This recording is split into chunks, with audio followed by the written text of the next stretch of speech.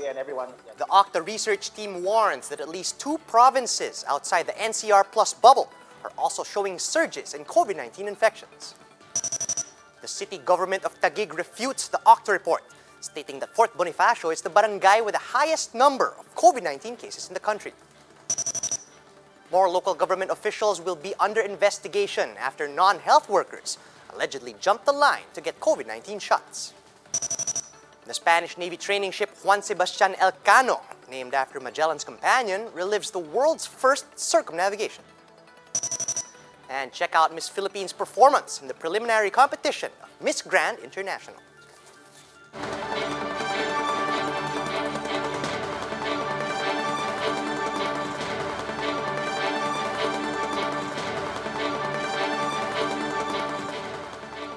Fast, focused, and fearless. Here's everything you need to know as you jumpstart your day. I'm Charles Lejano.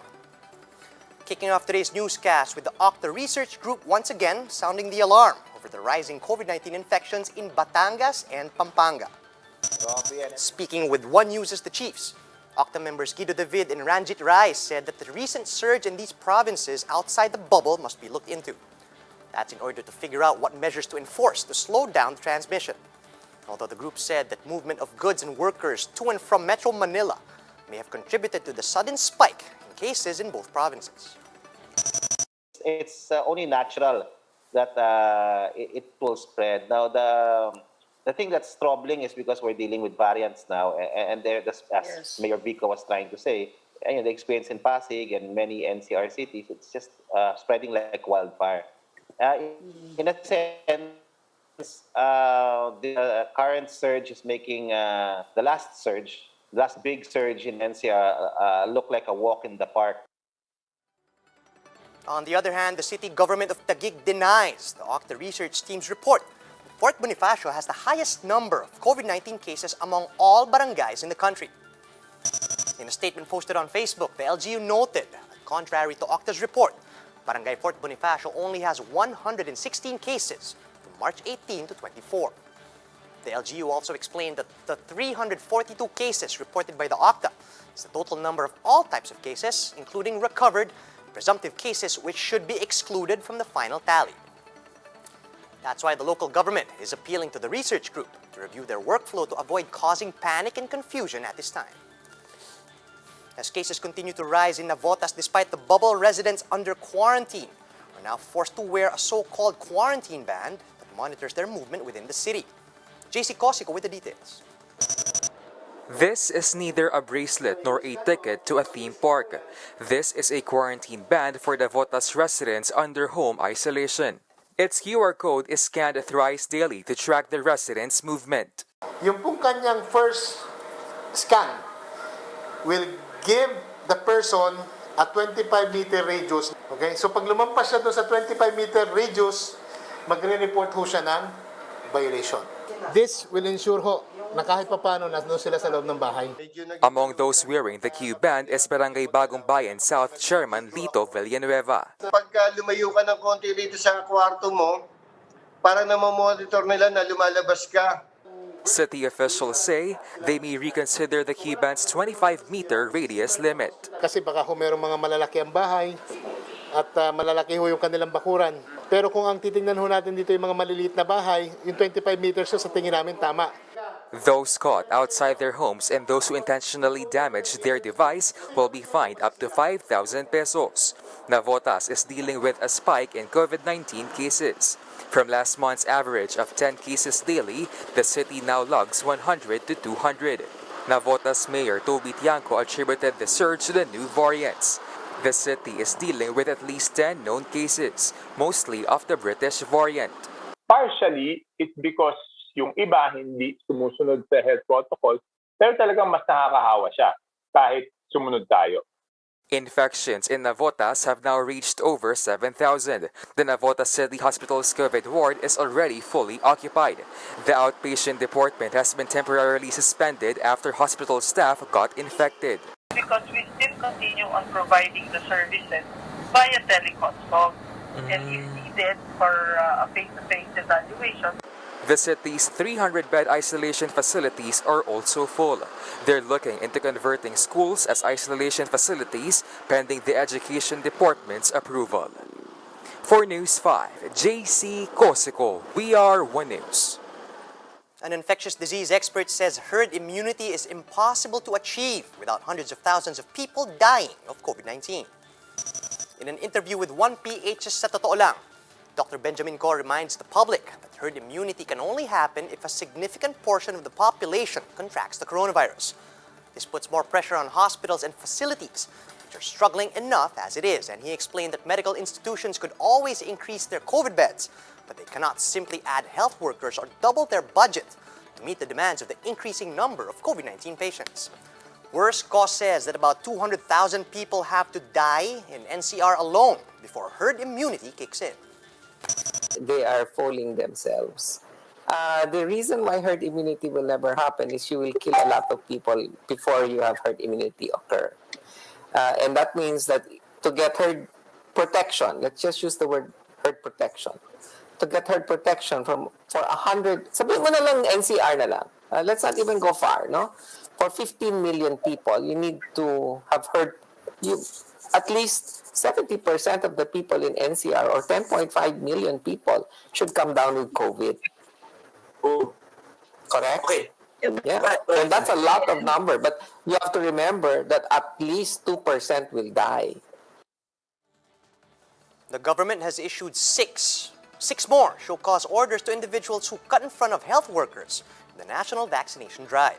But some officials insist having a quick substitution list for health workers who fail to get their vaccines is a must. Here's the rest of the story. The government has yet to inoculate all 1.7 million medical frontliners, but a number of mayors and even an actor got their jabs ahead of them. President Duterte wants a probe into those who jumped to the front of the line, knowing full well that breaching the priority list may compromise the country's supply from the COVAX facility. Kaya mahirap nito, ang nagbigay, ang WHO, yung COVAX, donated yan. So tinanggap natin, knowing fully well that we have to honor the conditions attached thereto. Ang nangyayari ngayon, hindi nasusunod. Kaya magalit yung mga health workers na dapat mauna, yung mga nurses, doctor, health workers. In an interview with One News, DILG Undersecretary Epimaco Densing said they have sent out at least 6 more show cause orders on top of the 5 they issued on Wednesday. This means at least 11 individuals got their shots ahead of schedule. May nadagdagan na 6 o 7 yata, no? Hopefully ma-release by tomorrow. Pero nung nalaman nga ng ibang mga mayor na sila ay na-show cause order, ako nakiusap na rin kanina kay Governor Mayor Chavit Singson bilang tagapangulo ng League of Municipalities of the Philippines, pati yung League of Governors, pinakiusapan ko na sabihan naman na yung mayor na huwag magpapabakuna kung hindi sila priority pa. Nagagamit na kasi yung excuse na gusto namin maging influencer, sabi nga natin simula pa lang hindi na sila pinapayagan. Yun nga, yung nabakunahan na lang ng HCW, kung totoo man yun, okay lang. Pero kung karamihan, mukhang hindi totoo Mukhang ginagamit nilang rason para pumasok yung tinatawag nating substitution list. No? At doon papasok na yung mga politiko. Among those who got vaccinated early is actor Mark Anthony Fernandez, who received his shot in Parañaque. City Mayor Edwin Olivares explained that Fernandez was inoculated because he was on a substitution list for health workers. The so-called list reportedly includes senior citizens and those with comorbidities who are willing to replace health workers who fail or refuse to take their shots at the last minute. Kinasa po mismo yung aming City Health Officer si Dr. Olga Bertuso. Lumalabas na yung po tao ay may comorbid po siya. Meron po siyang hypertension at sinabi ng doktor meron parang slight na depression, yung anxiety. But in an article, Fernandez revealed to PEP that the only medicines he takes regularly are multivitamins and vitamin C. This spurred doubts as to why he was included in the substitution list in the first place. But for Interior Undersecretary R.J. Echeverri, this is the first time he's been hearing about the so-called substitution list for vaccine recipients. To be honest, I haven't seen that list yet. No? That's why we're still on the process of understanding what protocol are we to follow if and when healthcare workers in, let's say, a hospital which the vials of vaccine were reserved will be given to extended families. Kasi I heard from other hospitals na-extend sa 2 or 3 family members. The DILG is now investigating the vaccination of non-healthcare workers. At dahil meron tayong approved national deployment and vaccination plan, they're supposed to follow that to the letter. At kung ikaw po'y lumabag at hindi mo sinunod ito po'y nagbibigay sa atin ng udyat na magkakaroon siya ng kasong administratibo. Meanwhile, Marikina Mayor Marcy Teodoro explained the importance of having a quick substitution list, especially for AstraZeneca shots. Sa isang vial ng AstraZeneca, limang turok, 5 saksak. Kaya by batch, kailangan may 5, sa isang vial na gagamitin, may 5 taong kailangan saksakan. Paano kung nagbago ng isip o umayaw yung sasaksakan dun sa batch na yun? Hindi naman po pwedeng ibalik na yung nabuksang vial. Kaya merong quick substitution list. But Teodoro also pointed out that the substitution list cannot include just about anyone. The local executive explained that such list should still observe the order of priority among health workers. Ang pinapalit natin, Maricel, ay hindi ibang tao within the same priority list. Halimbawa, kung nakapila ngayon yung COVID referral hospital, ang susunod na priority ron, yung other private hospitals na non-COVID referral. Pagkatapos nun, meron susunod doon yung mga private institution. After the private institution, yung mga rural health units natin, yung mga city health department natin. So may categorization at may indexing na sinusunod. The palace confirmed that there is indeed a substitution list, but failed to detail how the list is vetted. Ito po kasi yung mga listahan ng mga tao na po pwedeng mabigyan ng bakuna kapag ang health worker po ay hindi dumating or talagang ayaw tumanggap ng bakuna kasi hindi naman po pwede masayang yung mga vials na nabuksan na. Despite the current confusion and apparent disregard of the vaccination priority list, the Interior Department said officials and people who breached protocol will still get their second dose of vaccine as prescribed. Ferdinand Magellan may have failed to complete his expedition, but one man on the sidelines has completed the explorer's dream, and that's Juan Sebastian Elcano. Mobile journalist Stanley Gahete visited Cebu City for a front seat to Elcano's story.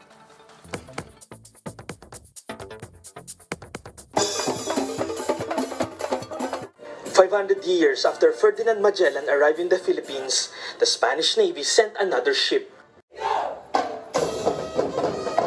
But this time, it was not Magellan that arrived, but Juan Sebastian Elcano. Elcano is the Spanish Navy training ship named after one of Magellan's captains, who completed the expedition journey around the world. Behind me is the Elcano ship of Spain that precisely traces the route made by explorer Ferdinand Magellan in 1521 in circumnavigating the world. The ship is in Cebu City today to remember its contribution in discovering the world is round. Elcano and Magellan had been off to a rocky start. Early in the voyage, Elcano took part in a mutiny against Magellan, and for that, he was put in chains for 5 months. Yet later, Magellan trusted him enough to make him captain of one of the expedition ships, and together, they landed here and shaped the Philippine history. Well, the arrival of Magellan signaled the end of the independence of settlements, Tuluhans with their chieftains, who were constantly disunited. When Magellan died in the Battle of Mactan, it was Elcano who took over and completed the journey around the world. So this actually enabled to have the first tour of the world. The Elcano ship also passed the ongoing Cebu-Cordova Link Expressway, the 8.5-kilometer toll facility linking Cebu City to Mactan Island through the municipality of Cordova.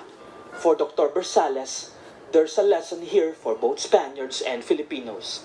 This quincentenary is a time to reflect on what we have lost, what we have gained, and how we can use this to move the nation. In the end, the Elcano is here not in the memory of war and bloody conquest, but in memory of human exploration and the endless pursuit of knowledge. Stanley Gahete, We Are One News.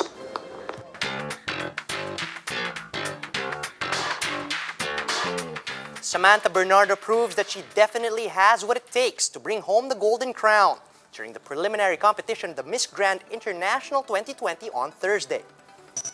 The 2-hour preliminaries opened with the evening gown competition, where Bernardo showcased her emerald green gown and signature Granada walk. Her sultry moves complemented the grandiose gown, accentuated with gold crystals, made especially by Louis Pangilinan. Binibining Pilipinas revealed that this masterpiece was inspired by the yellow-throated leaf bird endemic to Samantha's hometown of Palawan. For the second part of the prelims, Sam showed her fun side and more playful gait as she expertly weaved through the stage with a charming smile. The preliminary competition will determine the top 20 candidates to appear during the coronation night this Saturday in Bangkok, Thailand. Let's now take another look at Miss Philippines' amazing performances. Miss Grand Philippines.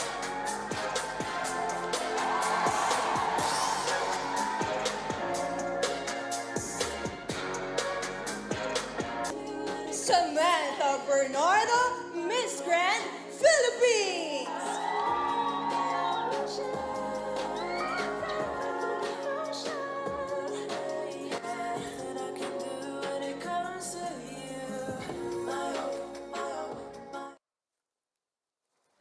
And that's how the day is shaping up to be.